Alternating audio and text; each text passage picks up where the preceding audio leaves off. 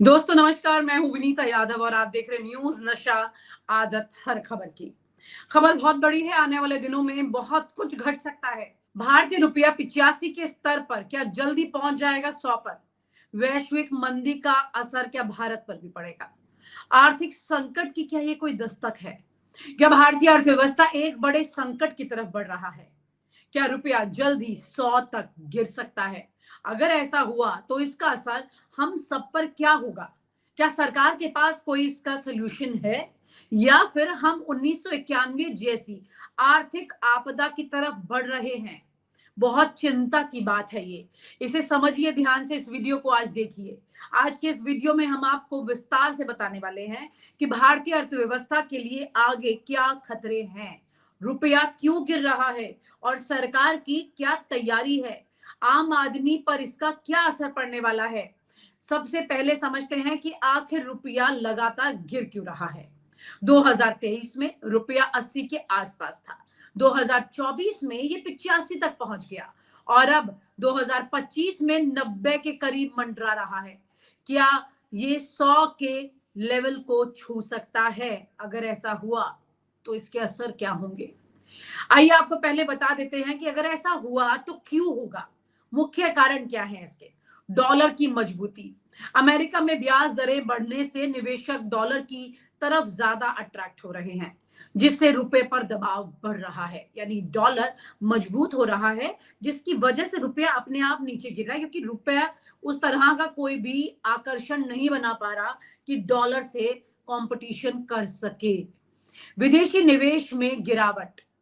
Foreign institutional investor FII Bharat बाजार से पैसा निकाल रहे हैं, भारतीय बाजार से पैसा निकाल रहे हैं, जिससे रुपए की मांग घट रही है। इस बात को लंबा नजरअंदाज किया गया है।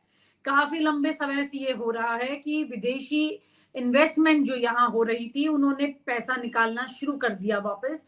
पर बड़ी हैरानी की बात यह है कि सबके बीच में हमारे देश से ऐसी कोई चिंता की बात ही नहीं दिखाई दी और ना ही इसके ऊपर कोई बड़े एक्शंस दिखाई दिए कि बचाने के लिए। अगर आपके मान लीजिए बिजनेस में कोई पैसा लगा रहा है, अचानक वो हाथ खींचने लगे, तो आप छटपटाएंगे, परेशान होंगे, किसी तरह से उसे रोकने के लिए नई तरह के आइडियाज निकालेंगे और पैसे कोई इन्वेस्टमेंट को जाने नहीं देंगे। लेकिन ऐसा कुछ दिखा नहीं। व्यापार घाटा। भारत का व्यापार घाटा तेजी से बढ़ रहा है, ट्रेड डेफिसिट बढ़ रहा है, क्योंकि हम ज्यादा आयात कर रहे हैं और कम निर्यात कर पा रहे हैं। क्रूड ऑयल के दाम, कच्चे तेल की कीमतें बढ़ने से भारत पर आर्थिक दबाव बढ़ गया है, जो कि अक्सर होता है। चार बड़ी वजह हो तो उसमें से ये एक वजह तो आप मान के चलिए रोटेशन में आती है, लेकिन बाकी अगर परिस्थितियां ठीक रहे तो इसे झेला जा सकता था। अभी वो भी नहीं हो पा रहा है, क्योंकि अब हम अपनी ऊर्जा जरूरतों के लिए भारी मात्रा में आयात पर निर्भर हैं। ग्लोबल अनिश्चितता। अभी जो ग्लोबल लेवल पर एक परिस्थितियां बनी हैं, रूस यूक्रेन युद्ध, चीन अमेरिका तनाव और मिडिल ईस्ट संकट जैसी तमाम घटनाएं, वैश्विक अर्थव्यवस्था प्रभावित हो रही है इससे, जिसका असर भारत पर भी दिख रहा है। अगर रुपए की गिरावट नहीं रुकी तो महंगाई क्या और बढ़ जाएगी? अगर ये ट्रेंड जारी जारी रहा तो क्या 2025 के अंत तक रुपए का स्तर 100 हो सकता है? लेकिन इसका असर आम आदमी पर क्या होगा, ये बड़ा सवाल है। रुपए के गिरने से आम जनता को क्या नुकसान होगा, ये समझिए। जब रुपए की कीमत गिरती है तो उसका असर आम जनता की जेब पर ज्यादा पड़ता है।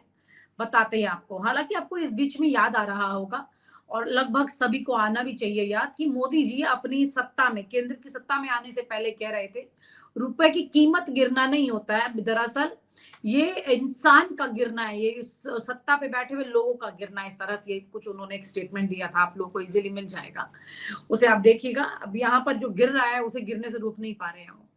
प्रभाव समझिए क्या होगा। पेट्रोल डीजल महंगा हो जाएगा। भारत अपना 80% से ज्यादा कच्चा तेल विदेशों से आयात करता है। रुपए की गिरावट का मतलब कि हमें तेल खरीदने के लिए ज्यादा पैसे खर्च करने होंगे, जिससे पेट्रोल डीजल और महंगा हो जाएगा। रसोई पर भी इसका असर आएगा। तेल, दाल, गैस सिलेंडर, रोजमर्रा की तमाम चीजें महंगी हो सकती हैं। इलेक्ट्रॉनिक्स और गाड़ियां महंगी हो सकती हैं। मोबाइल, लैपटॉप, ये तमाम चीजें महंगी हो सकते हैं, क्योंकि इनके लिए जरूरी पार्ट्स जो है वो विदेश से ही आते हैं। तो जो चीज आपके लिए सस्ती हो रही थी, घर घर गाड़ी पहुंच रही थी, धीरे धीरे चल के वो चीजें महंगी हो सकती हैं। विदेश में पढ़ाई और यात्रा महंगी। जो छात्र अमेरिका, यूरोप या अन्य देशों में पढ़ाई कर रहे हैं, उनका फीस खर्च और बढ़ जाएगा। विदेश घूमने जाना भी महंगा हो जाएगा। ब्याज दरों में इजाफा हो सकता है। आरबीआई रुपए को बचाने के लिए ब्याज दरें बढ़ा सकता है, जिससे होम लोन, कार लोन और बाकी तमाम तरह के कर्ज जो हैं वो महंगे हो जाएंगे। पहले ही महंगाई से परेशान है जनता, अब अगर रुपया 100 चला गया तो जीना मुश्किल ही हो जाएगा।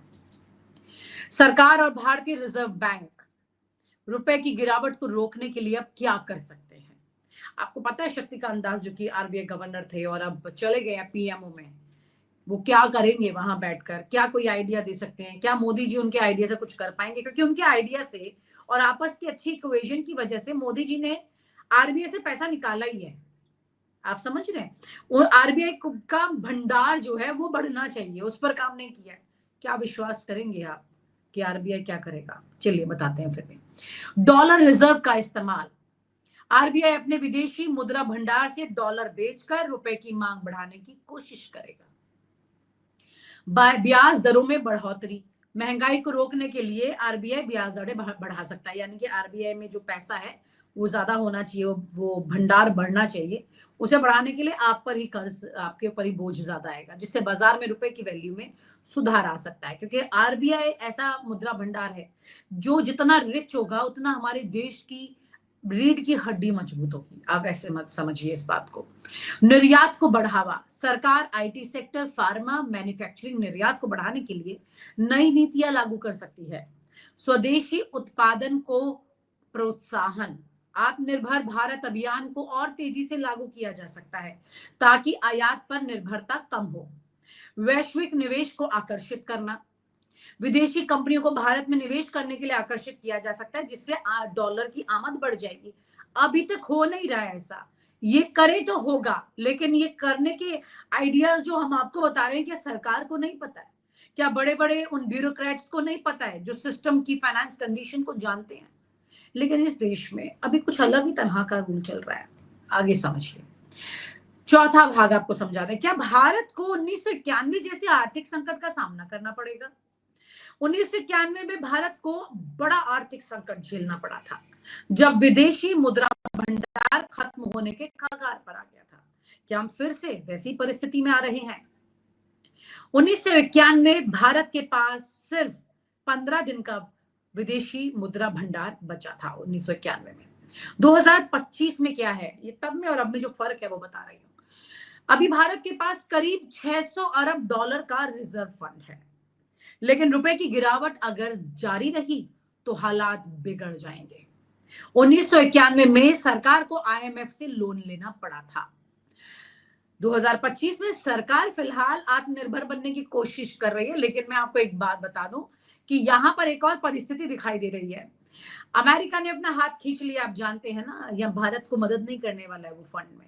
एक बड़ा आसरा जो देख रहे थे मोदी जी इस इक्वेशन का, वो जिस बात को बोल कर आया अमेरिका में, अब की बार ट्रंप सरकार और मोदी का जो नारा था, जो अमेरिका में गूंजा था, इन सब का हवाला उन्होंने दिया ट्रंप को खुश करने के लिए। लेकिन ट्रंप खुश नहीं हुए, अमेरिका खुश नहीं है।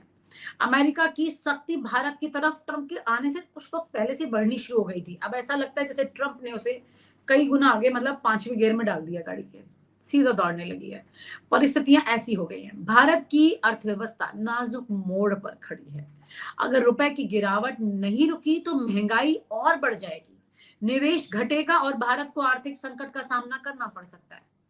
यहाँ पर बहुत सारे चिंता के बिंदु जो है वो दिखाई दे रहे हैं। ये समझना जरूरी है कि हमारे देश की आर्थिक व्यवस्था ऐसी परिस्थितियों में क्यों आ रही है। हाल के महीनों में भारतीय रुपया अमेरिकी डॉलर के मुकाबले लगातार गिरावट का सामना कर रहा है, जिससे आर्थिक चिंताएं बढ़ रही हैं। फरवरी 2025 में रुपया 86.69 प्रति डॉलर के स्तर पर पहुंच गया, जो अब तक का सबसे निचला स्तर है। ये रॉयटर्स की एक खबर है, उसमें ये आया है और लगभग सभी लोग जानते हैं रुपए की परिस्थिति क्या हुई है। रुपए की इस गिरावट के पीछे कई बड़े कारण हैं।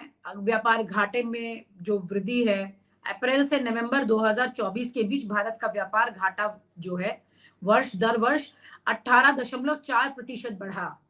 मतलब ये बढ़ रहा है लगातार, जिससे विदेशी मुद्रा भंडार पर दबाव बढ़ रहा है।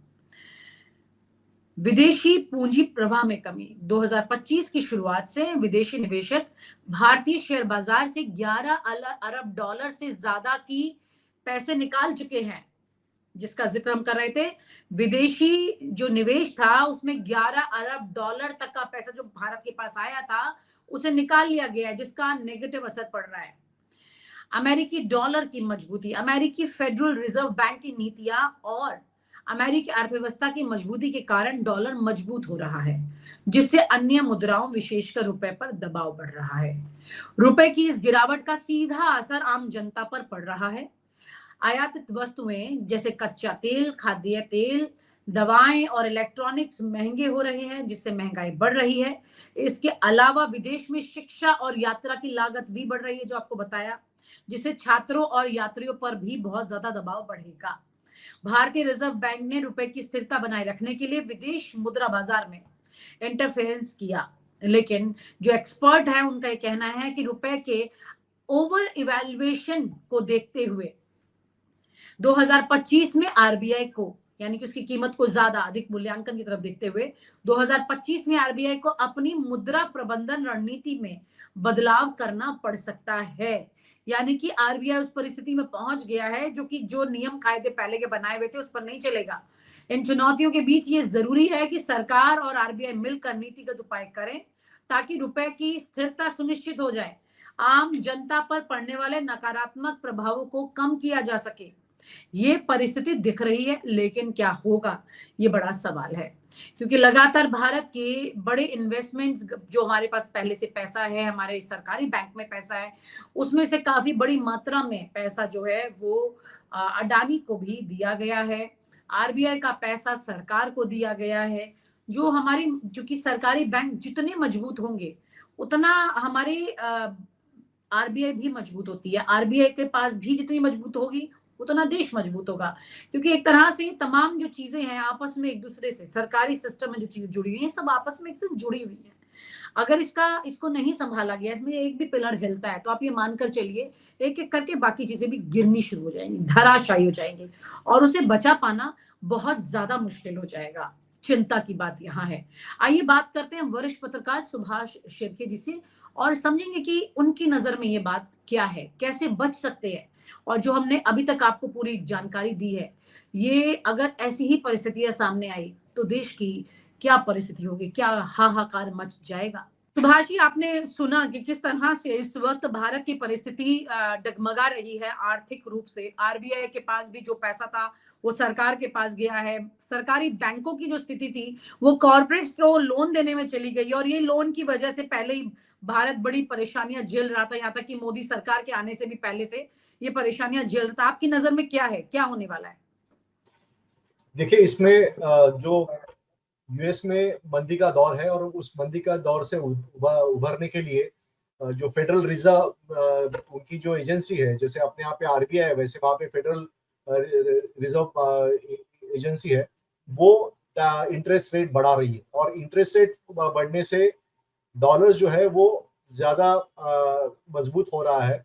इन्फ्लेशन भी उससे, जिस तरह से डीओजी जो डिपार्टमेंट ऑफ गवर्नमेंट एक्सपेंडिचर है वो जिस तरह से काम कर रहा है, उससे उसका यूएस का जो टोटल डेफिसिट है वो भी कम होने जा रहा है। तो ऐसे में डॉलर्स की जो मांग है वो ज्यादा हो रही है और इसका बुरा असर भारत पे पड़ेगा। सबसे ज्यादा भारत का जो 87%, 87% हमारा जो क्रूड ऑयल है वो डॉलर से हम खरीद लेते हैं, डॉलर बेच के हम वो खरीद लेते हैं, डॉलर से हम उसका विनिमय होता है। तो ये जो 137 बिलियन यूएस डॉलर्स, इतना बड़ा उसका हमने 2024 में खर्चा किया है क्रूड ऑयल पे। और दूसरा जो इससे इन्फ्लेशन और बढ़ेगा, इसका सीधा असर देश के हर नागरिक पे पड़ने वाला है। दूसरा जो एक्सपोर्ट हमारे यहाँ से आईटी कंपनीज जो है वो सबसे ज्यादा अपनी महत्वपूर्ण है और वो ज्यादा हमें डॉलर्स दिलवाती है, क्योंकि विदेशों में वो कॉन्ट्रैक्ट लेती है और उससे भारत को डॉलर्स मिल जाते हैं। तो उनका जो धंधा है वो चौपट हो जाएगा इस डॉलर के बढ़ने के कारण, डॉलर के मजबूत होने के कारण। दूसरा, जो शिक्षा के लिए भारी संख्या में स्टूडेंट्स विदेश जाते हैं, ये सारे जो स्टूडेंट्स हैं वो डॉलर्स में ही अपना विनिमय करते हैं, जो भी एक्सचेंज होता है वो डॉलर्स में होता है। तो उनके लिए शिक्षा महंगी हो जाएगी, यानी कि उनको भेजने वाले जो उनके पेरेंट्स हैं, जो मध्यम वर्ग से आते हैं, उनको ज्यादा खर्चा उठाना पड़ेगा। तो ये जो हालात है वो हम देख रहे हैं। लेकिन सबसे कुछ अच्छा असर भी है, जैसे टेक्सटाइल कंपनीज है जो वो एक्सपोर्ट करती है, तो उनके लिए वो आसानी हो जाएगी, उनका मुनाफा बढ़ेगा। लेकिन आपको लग रहा है कि एक बड़ी आर्थिक संकट की तरफ हम बढ़ रहे हैं, ऐसा कुछ हो रहा है? बिल्कुल आर्थिक संकट की तरफ हम लोग बढ़ रहे हैं, क्योंकि एक जब इससे पहले 60 के ऊपर डॉलर की कीमत गई थी, तब गुजरात के मुख्यमंत्री रहे नरेंद्र मोदी, इन्होंने कहा था कि जब रुपए की साख गिरती है तो वहां पे बैठे प्रधानमंत्री की भी साख गिरती है। लेकिन आज कोई भक्त ये इस बारे में बात नहीं कर रहा है और प्रधानमंत्री की साख नहीं गिर रही है, बल्कि वो कह रहे हैं कि विदेश में जो हो रहा है इसके कारण ये चीजें हो रही है। तो बिल्कुल चुप्पी साधे हुए हैं। हालांकि आगे जाके सरकार को ये बताना चाहिए कि हम क्या करने जा रहे हैं। सिर्फ रिजर्व बैंक पर ये काम थोपकर, रिजर्व बैंक सबसे ज्यादा डॉलर्स खरीद रही है, इसका मतलब है कि रिजर्व बैंक के पास जो जमा पूंजी है वो घट रही है, और आगे जाके अगर बड़ा फाइनेंशियल संकट आता है तो रिजर्व बैंक के पास वो उससे उबारने के लिए पैसा नहीं बचेगा। तो ये भयानक संकट की ओर इशारा करता है विनीता जी। जी, बड़ा संकट तो है, और अगर वक्त से सरकार ने इस पर काम नहीं किया तो जिसे कहते हैं कि लंबे वक्त तक कोई सरकार रहती है तो उसके सामने ये भी पता लग जाता है, उसी के आंखों के आगे, कि आपने जो नीतियां बनाई थी वो कितनी सक्सेसफुल हुई, दूसरे पर ठीकरा नहीं फोड़ा जा सकता। तो अपनी ही कॉल अपने ही ऊपर साफ दिखाई देती है। बहुत बहुत शुक्रिया सुभाष जी। उम्मीद है कि सरकार देर है लेकिन दुरुस्त आ जाए, इसमें भी बहुत बचाव हो जाएगा देश का। बहुत बहुत शुक्रिया। और आप हमसे जुड़े रहने के लिए सब्सक्राइब करें YouTube पर, फॉलो करें Twitter पर और लाइक करें Facebook पर। और ज्यादा जानकारी के लिए आपको टाइप करना होगा सिर्फ न्यूज़ नशा।